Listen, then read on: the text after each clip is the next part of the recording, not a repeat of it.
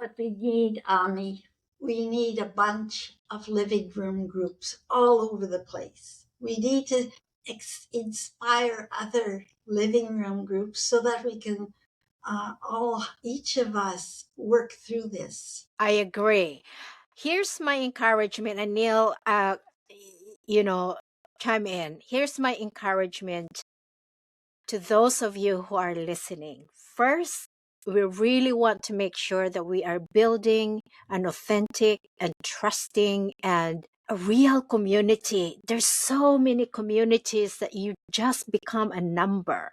I want a community that, just like living room, to have a community that somebody knows your name. You're not just another warm body. They know your name. They know your life story. They know how to listen, how to give space for your story, for your troubles. And if you have been encouraged and inspired, I want you to consider starting a living room. Start with just you and another person. That is a living room. You do not need 10 people. That's a living room. You call it whatever, but it's a living room. But what it is you go to Maria's website, and there she prepared this material, so you don't need to even come up with new things. You just go and then copy, and she even wrote, Neil, can you believe it? She even wrote how to facilitate. And there are topics there. Go and do it. Start, and it is good for you. It is good for the other person. I know, because I read the book, and when I read the book, I felt like I'm next to Maria. That's good, the book. And do it. And as we are building, also help us spread the word for the podcast.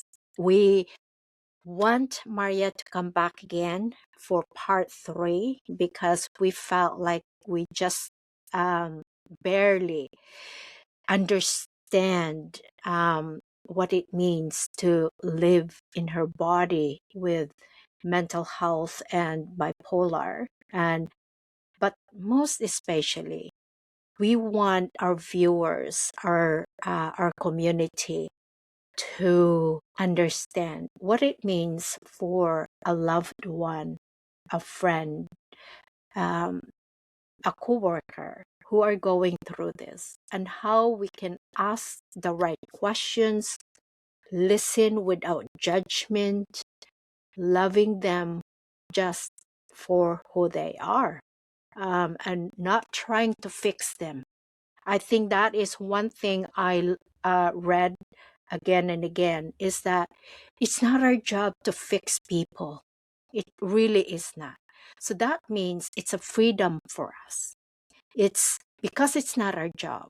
Therefore, it's not our burden to try to fix and to cure people, but rather to be the individual and a group who can just hold them up while they are in pain. And when they're ready, they add nutrients into the soil, which is the community, and make a community stronger and better. That's my encouragement to you.